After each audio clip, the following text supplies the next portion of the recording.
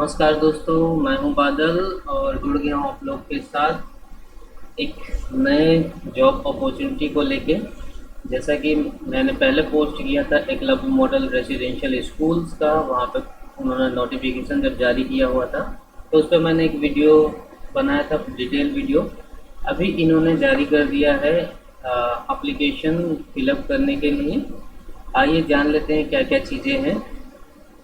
और इसके साथ साथ मैं प्रिपरेशन करवाता हूँ टीजीटी पीजीटी पोस्ट के लिए, उससे रिलेटेड मैं इम्पोर्टेंट एमसीक्यूज़ भी अपलोड करता हूँ अपने चैनल पे। तो जिन लोगों ने अभी तक मेरा चैनल सब्सक्राइब नहीं किया है, लाइक नहीं किया है, तो जल्दी से जुड़ जाइए इस चैनल के साथ, सब्सक्राइब करिए। और जो भी न्यू वीडियो या न्यू डिटेल्स लेके आता हूँ या न्यू क्वेश्चंस सेट लेके आता हूँ या कोई फिजिकल एजुकेशन से रिलेटेड इम्पोर्टेंट टॉपिक पे वीडियो लेके आता हूँ तो उसका नोटिफिकेशन आपको जल्दी मिले, इसके लिए आप बेल आइकन को प्रेस करना ना भूलें। तो शुरू करते हैं दोस्तों आज का इम्पोर्टेंट हमारा वीडियो। तो इन्फॉर्मेशन बोल रहा है bulletin and guideline for the filling of online application form for EMRS staff selection examination ESSE 2023। तो आइए देख लेते हैं क्या क्या है। तो यहाँ पे इंडेक्स दे रखा है, इंडेक्स के अकॉर्डिंग सब कुछ है। यहाँ पे इम्पोर्टेंट इन्फॉर्मेशन, पहले तो इंट्रोडक्शन दे रखा है इन्होंने अपना, देन इम्पोर्टेंट इन्फॉर्मेशन EMRS पे जैसे अबाउट। तो ये सारी चीज़ें हम छोड़ते हैं, डायरेक्ट चलते हैं, अदरवाइज वीडियो बहुत ज़्यादा लंबी बन जाएगी। यहाँ सिलेबस ऑफ एग्जामिनेशन भी दिखा रहा है अपेंडिक्स 1 में। तो सारी चीज़ें देख लेते हैं फटाफट क्या है, ठीक है।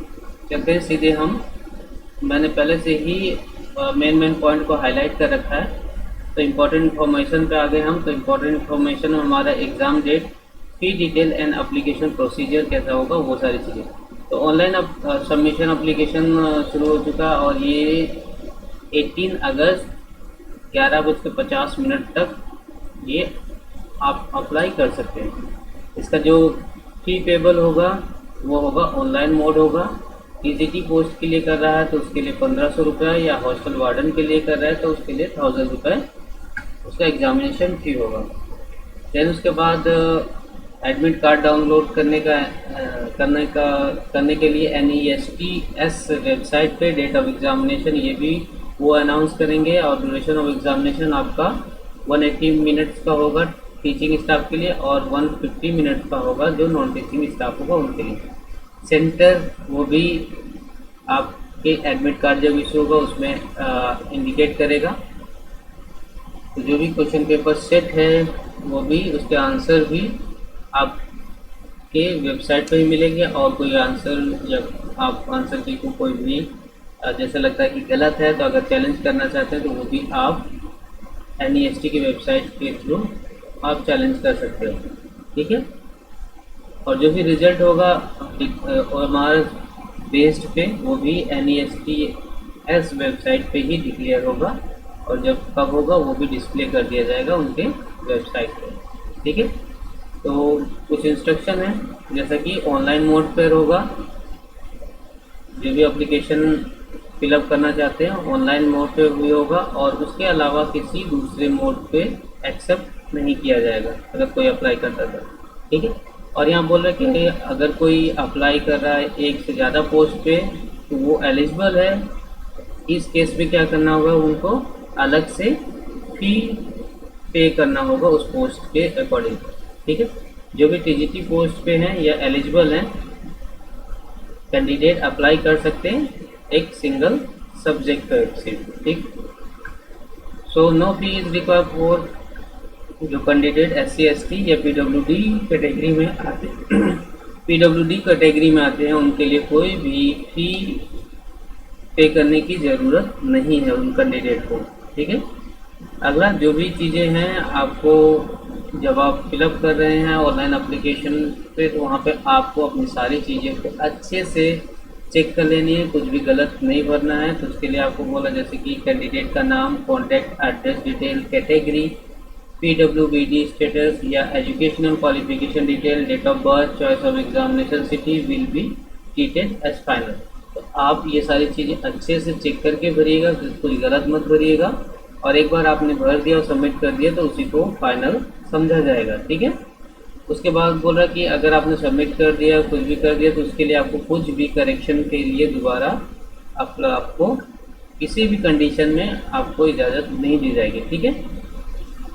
Therefore not there after will not be entertain, मतलब आपने सबमिट कर दिया, जो भी इंफॉर्मेशन वही फाइनल होगा और उसके बाद आपको करेक्शन के लिए दोबारा चांस नहीं मिलेगा।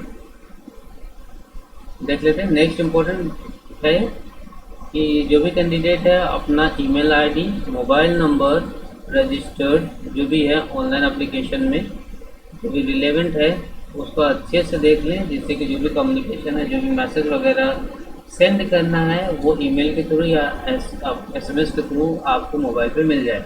तो ये सारी चीज़ें भी एकदम करेक्ट फिल करनी है, जिससे कि जो भी वो आपको नोटिफिकेशन देते हैं वो एकदम आपको मिल जाए। ठीक है। उसके बाद अगर कुछ गलत होता है तो यहाँ से आप सब बोलते हैं कि NESTS रिस्पॉन्सिबल नहीं होगी कोई भी नॉन कम्युनिकेशन या मिसकम्युनिकेशन के लिए। ठीक है।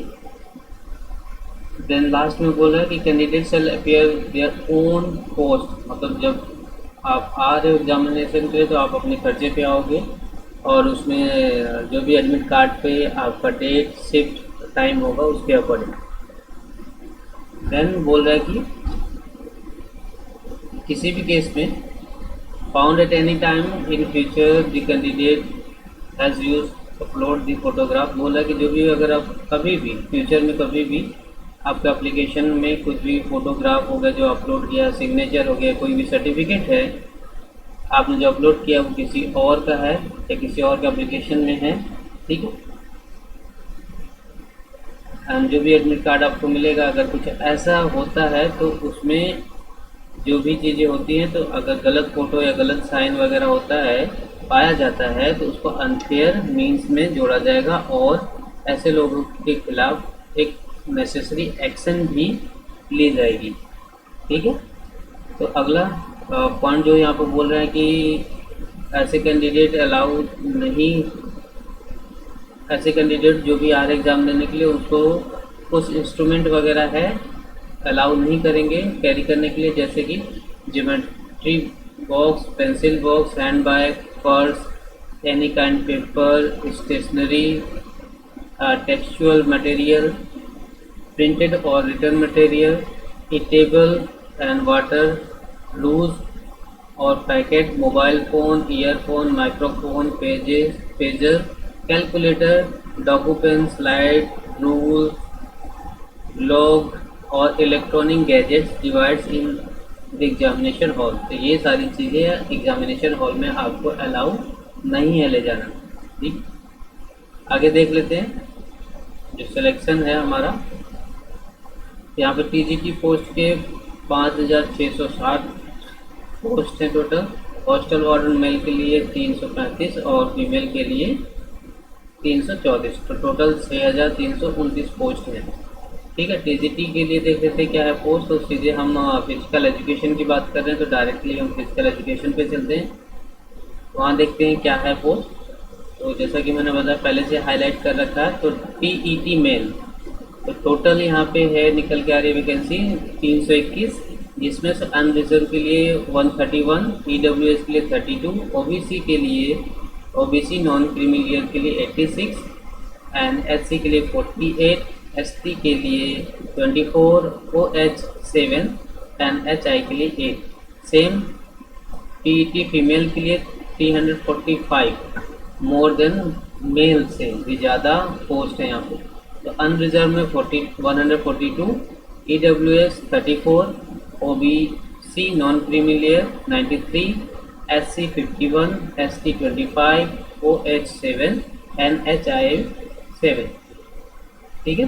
तो लाइब्रेरियन की भी यहाँ पोस्ट है, जो भी लाइब्रेरियन से देखना चाहते हैं वो देख लें, बट हम यहाँ पे फिजिकल एजुकेशन से बात कर रहे हैं तो फिजिकल एजुकेशन को ही ज़्यादा हम फोकस करेंगे। तो आ जाते हैं नॉन टीचिंग पोस्ट में, जैसे हॉस्टल वार्डन मेल और हॉस्टल वार्डन फीमेल के लिए 335 334 है, तो उनको भी कैटेगराइज कर रखा है। तो कुछ अदर दूसरे इंस्ट्रक्शन है इस चीज़ के लिए बोला है कि कौन अप्लाई कर सकता है, जो इंडिया का सिटीजन है उसे वही अप्लाई कर सकता है। ठीक है। और जो भी वैकेंसी है उसको वो टेंटेटिव है, उसको बढ़ा भी सकते हैं और उसको घटा भी सकते हैं। ये राइट NESTS को है, ठीक है। ये राइट्स उनको है पूरा, चाहे वो पूरा पोस्ट को फुलफिल करे या ना करे, ये उनके ऊपर है। ये राइट वो अपना रिजर्व रखते हैं, उसको मॉडिफाई कर सकते हैं, कुछ भी जो भी चीज़ें हो सकता है तो सारी वो अपने रिजर्व कर रहे हैं ये राइट्स को, ठीक है। तो क्वालिफिकेशन की बात कर रहे हैं, जो भी क्वालिफिकेशन है strictly in according with the notification notified prescribed qualification only necessary certificate should be produced at the time of document verification. तो जो भी क्वालिफिकेशन है यहाँ पे बोला है, इस नोटिफिकेशन के साथ वो सारी चीज़ें आपको डॉक्यूमेंट को वहाँ पे आपको दिखाना होगा जब वेरिफिकेशन होगा तो, ठीक है। देन कट ऑफ की बात कर रहे हैं तो cut off date for determine various eligibility criteria, उसके लिए बोला है will be 18/8/2023 before applying applicant must certify themselves about their eligibility as on 18 अगस्त को। नेक्स्ट देखते हैं the list of short list candidate for recruitment to all the post included in this notification will be display. तो जो भी short list होगा वो बोल रहा है डिस्प्ले होगा NESTS के वेबसाइट पे, उसके अलावा और भी कोई दूसरा चीज़ से इंटरटेन नहीं करेंगे, ठीक है। आगे बढ़ते हैं। जो भी सिलेक्टेड कैंडिडेट होगा posted in any EMRS across the country, तो कंट्री में EMRS के जितने भी स्कूल होंगे वो कहीं भी पोस्ट दिए मतलब पोस्टिंग दी जा सकती है, ठीक है। नेक्स्ट बोल रहा है कि selected candidate initially be on क्या वो प्रोबेशन पीरियड पे होंगे 2 साल के लिए, और उस प्रोबेशन पीरियड में अगर कुछ मिस हैपनिंग है, कुछ गलतियां होती हैं तो उनको टर्मिनेट भी कर सकते हैं, ठीक है, बिना किसी रीज़न बताए। तो अगला बोला कि जो भी कैंडिडेट है प्रिंट आउट जो एप्लीकेशन फिलअप कर रहे हैं उसको प्रिंट आउट लेके उसको सेव रखें अपने पास एक रिकॉर्ड के लिए, जिससे कि और उसको क्या बोल रहा है कि कभी उसको सेंड करने की ज़रूरत नहीं है NEST या फिर किसी दूसरे एड्रेस पे उसको सेंड करने की ज़रूरत नहीं है, वो अपने लिए निकाल कर रख लेंगे। और प्रिंट आउट के साथ जो इंटरव्यू के टाइम पे डॉक्यूमेंट वेरिफिकेशन होगा उस टाइम पे एप्लीकेशन के साथ दूसरे जो अटेस्टेड कॉपी है डॉक्यूमेंट के या सर्टिफिकेट के, जैसे कि age, qualification, experience, caste, non creamy layer, physical disability, economical weaker section, ये सारी चीज़ें तो उस वक्त आपको वहाँ पे दिखाना होगा, उसके साथ आपको एप्लीकेशन फॉर्म भी सबमिट करनी होगी, ठीक है। और जो भी नाम है कैंडिडेट का, उसके फादर का, मदर का, हस्बैंड का जो भी है उसको करेक्टली स्पेलिंग करेक्टली फिलअप करना है एप्लीकेशन फॉर्म पे, ठीक है, जो सर्टिफिकेट मार्कशीट पे आपको दिया है, ठीक है। अगर कोई भी चेंजेस होता है वहाँ पे तो उसको कैंडिडेट को डिस्क्वालीफाई माना जाएगा। तो देख लेते हैं लेवल पे पोस्ट का जो हमारा PGT मिसलेनियस मीन्स क्या है, music, art, PT male and PT female. तो इसका पे मैट्रिक्स कितना है, लेवल 6 है, जिसमें 35,400 लेके 1,12,400 तक सैलरी बनती है। अगला है मोड ऑफ एग्जामिनेशन जो कंडक्ट होगा वो होगा OMR based pen paper mode पर होगा, और जो चॉइस ऑफ मीडियम है क्वेश्चन या एग्ज़ाम पेपर का, तो बोला है कि medium examination will be both Hindi and English होगा, ठीक है। और फिर बोल रहा है कि जो भी कैटेगरी वाइज या कुछ भी हॉस्टल वाले या कोई भी अपना दूसरा रीजनल लैंग्वेज चूज करता है तो उसके लिए भी प्रोविज़न है, जैसे कि further the post PGT in third language the medium of test part 5। अभी देखते हैं वहाँ पार्ट 1 से लेके पार्ट 5 तक क्या है उसका प्रोविज़न, अभी हम आगे देख लेंगे। एग्ज़ाम पैटर्न के देख लेते हैं। तो एग्ज़ाम पैटर्न क्या है, ऑब्जेक्टिव टाइप्स होंगे 120 मार्क्स के, लैंग्वेज कॉम्पिटेंसी के होंगे 30 मार्क्स के, ठीक है। तो यहाँ देख लेते हैं क्या क्या है टेस्ट में। पार्ट 1 जनरल अवेयरनेस होगा, 10 क्वेश्चन होगा 10 मार्क्स का। पार्ट 2 में रीजनिंग एबिलिटी होगी 10 क्वेश्चन 10 मार्क्स की। नॉलेज ऑफ ICT पार्ट 3 में होगा 10 क्वेश्चन होंगे 10 मार्क्स के।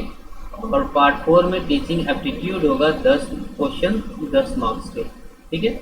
देन पार्ट 5 में बोल रहा है कि डोमेन नॉलेज सब्जेक्ट से रिलेटेड सिलेबस होगा, डिफिकल्टी लेवल ग्रेजुएशन का। और बोल रहा है experimental activity based pedagogy and case study based questions होंगे। एनईपी मतलब न्यू एजुकेशन पॉलिसी 2020 का, खेलो इंडिया, फिट इंडिया या अदर सिमिलर प्रोग्राम जो भी है गवर्नमेंट का, उस पर बेस्ड होगा ये आपका क्वेश्चन। तो इस तरह से टोटल 80 क्वेश्चन होंगे, जिसमें 65 + 10 + 5 C+D, टोटल आपके बनेंगे 80। और जो टाइम है आपका टेस्ट का वो होगा 3 आवर होगा, बिना किसी ब्रेक के या बिना किसी लिमिट के, ठीक है। तो पार्ट जो हमारा 6 है उसमें बोला कि लैंग्वेज कॉम्पिटेंसी में, जिसमें से आपको एक लैंग्वेज चूज़ करनी होगी, चाहे वो जनरल हिंदी हो, जनरल इंग्लिश हो, जनरल रीजनल लैंग्वेज हो। 10 मार्क्स का होगा, ठीक है, वो सारे 10 मार्क्स के होंगे। और इसमें से बोल रहा है कि जो भी ये हमारा फर्स्ट पेपर होगा, जो मतलब पार्ट 1 से पार्ट 5 तक, उसमें आपको बोल रहा है कि 40% मार्क्स आपको लाना ज़रूरी है। और जब तक आप ये 40% मार्क्स अगर आप नहीं ला पाते तो आपके जो मेन सब्जेक्ट के पेपर है वो चेक नहीं होंगे और आपको क्वालिफाई नहीं माना जाएगा, ठीक है। तो इसलिए आपको जनरल पेपर में 40% मार्क्स लाने। तो जनरल पेपर हमारे कितने मार्क्स का, 30 क्वेश्चन होंगे और 30 मार्क्स के होंगे, जिसका 40% कितना हो जाएगा, 12 मार्क्स, ठीक है। तो 12 मार्क्स लाने जरूरी।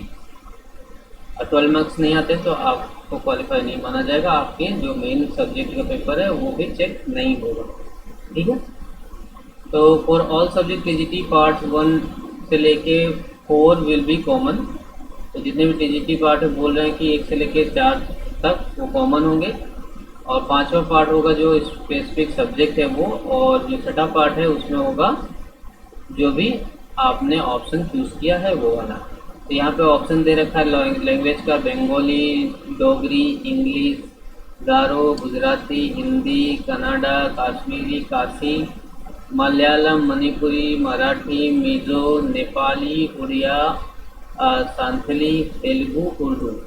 इनमें से आपको एक ऑप्शन चूज़ करना होगा लैंग्वेज का।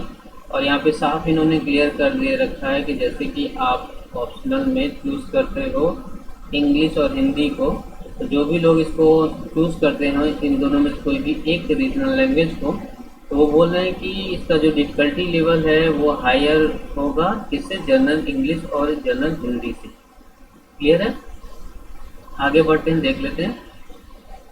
तो मार्किंग स्कीम बोला कि जो भी क्वेश्चन है एक मार्क का एक क्वेश्चन होगा, तो राइट वाले को 1 मार्क्स दिया जाएगा, और अगर इनकरेक्ट आंसर देते हैं तो 0.25 मार्क्स आपका हर एक गलत आंसर पे काट लिया जाएगा, ठीक है।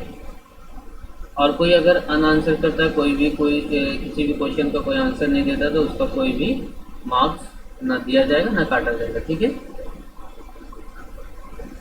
सो आगे बोल रहे हैं कि स्कैनिंग जो भी एमआर शीट है स्कैन होगा, अगर एक से ज़्यादा ऑप्शन उसमें मार्क है तो उस क्वेश्चन को एसेस नहीं करेगा, ठीक है, उसको जांच नहीं किया जाएगा, ठीक। और जो भी लोग अगर लगता है कि पेपर में जो आंसर दिया है वो गलत है, तो अगर उसको चैलेंज करना चाहते हैं तो वो लोग चैलेंज कर सकते हैं, और उसके लिए जो एग्जामिनेशन जो एक्सपर्ट होगा उसको चेक करेंगे और वो फिर से आंसर की आपको दी जाएगी। तो देख लेते हैं, उसके लिए कुछ चार्जेस भी होंगे, शायद दिया होगा कहीं पे 1000 रुपये दिया, 1000 रुपये फ़ी होगा पर क्वेश्चन के लिए। और अगर यहाँ पे बोल रहा है कि अगर जो क्वेश्चन में आपने चैलेंज किया है ये नॉन रिफंडेबल है, अगर आपका चैलेंज गलत होता है तो आपको रिफंड नहीं मिलेगा, बट अगर आपने जो चैलेंज किया है और वो सही है तो आपका वो रिटर्न हो जाएगा, ठीक है। देखिए यहाँ पे दिया रखा है, will examination challenge receive then the final answer will be spread by them.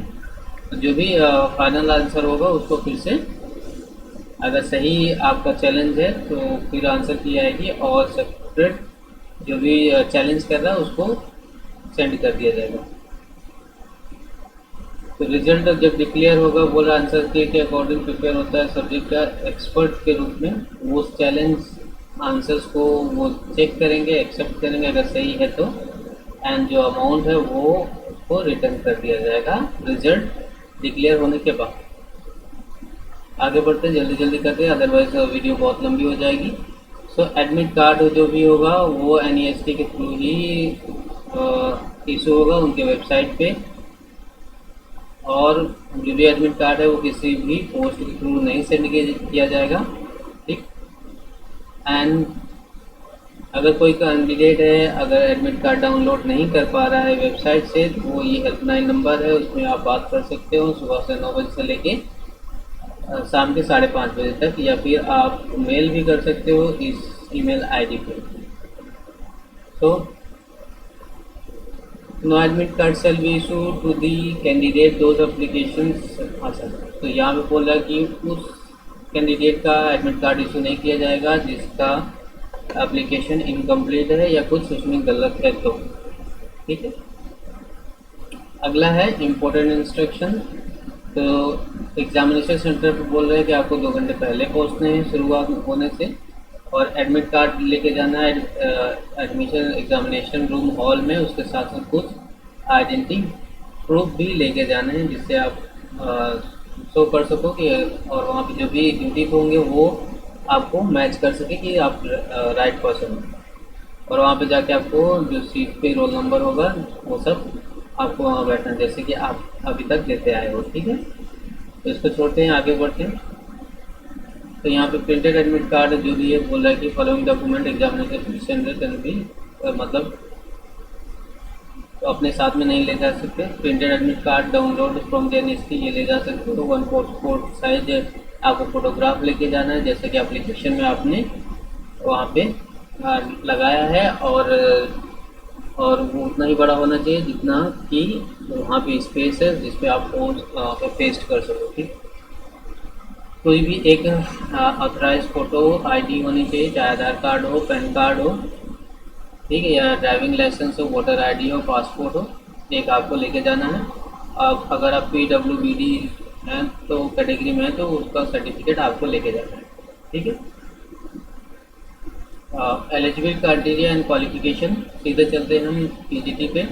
Video लंबी हो रही है इसलिए मैं फास्ट करने की कोशिश कर रहा हूँ। तो यहाँ पे DGT फिजिकल एजुकेशन टीचर के लिए बोला है कि 35 साल से ज़्यादा नहीं होना चाहिए, और एज रिलैक्सेशन जो SC ST OBC का है वो गवर्नमेंट ऑफ इंडिया के रूल्स के अकॉर्डिंग दिया जाएगा, बट बोल रहा है कि अप टू 55 ईयर्स तक ही होगा। और एसेंशियल क्वालिफिकेशन में बैचलर डिग्री होना चाहिए फिजिकल एजुकेशन में किसी भी रिकॉग्नाइज्ड इंस्टीट्यूट या यूनिवर्सिटी से, ठीक है। अब आ जाते हैं हम लास्ट में एज रिलैक्सेशन जो बात किया था। तो शेड्यूल कास्ट या शेड्यूल ट्राइब के लिए 5 साल का है, और OBC नॉन क्रिमिनल ईयर के लिए 3 साल का है। सेंट्रल गवर्नमेंट का कोई भी अगर कैंडिडेट है 3 साल से कर रहा है तो उसको 5 ईयर का मिलेगा। And person ordinarily domiciled in the UT या जम्मू कश्मीर का है तो उसको 5 ईयर का दिया जाएगा। और वुमेन है, सभी कैटेगरी वालों के वुमेन के लिए 10 ईयर का एज रिलैक्सेशन है। और पर्सन विद डिसेबिलिटी है SC ST OBC जनरल के लिए तो SC ST वाले को 15 साल, OBC को 13 साल, जनरल को 10 साल, ठीक है। और बाकी दे रखा है यहाँ पे कोई कैंडिडेट है जो EMRS में काम कर रहा है अभी तक उसको 55 साल की उम्र तक का एज का रिलैक्सेशन मिलेगा, ठीक है।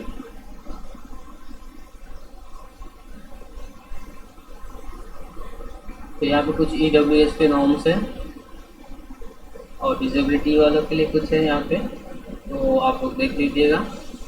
ये वीडियो ज़्यादा लंबी ना हो जाए इसलिए मैं बहुत फास्ट फॉरवर्ड कर रहा हूँ, ओके। तो यहाँ पे बोल रहा है कि ये रूल्स है, अगर कोई अनफेयर मीन्स से पकड़ा जाता है या किसी को पथ मिलता है तो उसके खिलाफ कार्रवाई होगी। उसको पनिशमेंट क्या होगा, उसमें क्या होगा, उसका जो भी होगा अनफेयर मीन्स प्रैक्टिस में पाया जाता है तो उसको ग्रुप किया जाएगा अनफेयर मीन्स में UFM, ठीक है। और उसको डिस्क्वालीफाई कर देंगे और ऐसे कैंडिडेट को क्रिमिनल एक्शन या और एनी अदर एक्शन उसके ऊपर लिया जा सकता है। तो अपेंडिक्स 2, अपेंडिक्स ए, अपेंडिक्स 2A है। यहाँ पे आपका डिक्लेरेशन वगैरह कुछ है, वो भी देना होगा, देख लीजिएगा आप लोग। तो यहाँ SC/ST OBC के सर्टिफिकेट नॉर्म्स इसी के अकॉर्डिंग होना चाहिए जो आप कैटेगरी लगाना चाह रहे हो। अपेंडिक्स 2C जो पर्सन विद डिजेबिलिटी है उनके लिए है। अपेंडिक्स 3 लेटर ऑफ अंडरटेकिंग, तो ये आपको देना होगा at the time of interview, I think so. और ये आगे आपके एग्जामिनेशन सेंटर्स, तो डिफरेंट स्टेट के डिफरेंट सेंटर्स है, तो आप अपने सुटेबिलिटी और कन्वीनियंट के अकॉर्डिंग आप अपना सेंटर को फिलअप करिएगा, चूज़ करिएगा, ठीक है। तो इस वीडियो को यहीं पे ख़त्म करते हैं। अगर आपको अच्छा लगा हो तो सब्सक्राइब करिए। और मैं जैसा कि मैंने स्टार्टिंग में बताया था, मैं MCQs की प्रैक्टिस करवाता हूँ, फिजिकल एजुकेशन की। तो जो भी लोग अपना MCQs या फिर प्रिपरेशन कर रहे हैं तो जुड़ जाइए इस चैनल के साथ। और मैं per day 50 question MCQs, important MCQs जो कि पिछले कॉम्पिटिटिव एग्ज़ाम में आ चुके हैं उनकी प्रैक्टिस करवाता हूँ। और डिफरेंट जॉब से रिलेटेड इंफॉर्मेशन भी प्रोवाइड करता हूँ। और इम्पोर्टेंट कोई टॉपिक होता है तो उस पर भी वीडियो बना के डालता रहता हूँ। तो इस चैनल के साथ जुड़ जाइए, सब्सक्राइब करिए, दूसरों को शेयर करिए, लाइक करिए और कमेंट भी करिए। अगर आपको वीडियो अच्छा लगा हो या कुछ कमी हो या कुछ आप सजेशन देना चाहते हो तो उसके लिए भी कमेंट करिए। तो मिलते हैं दोस्तों अगले वीडियो में, तब तक के लिए जय हिंद।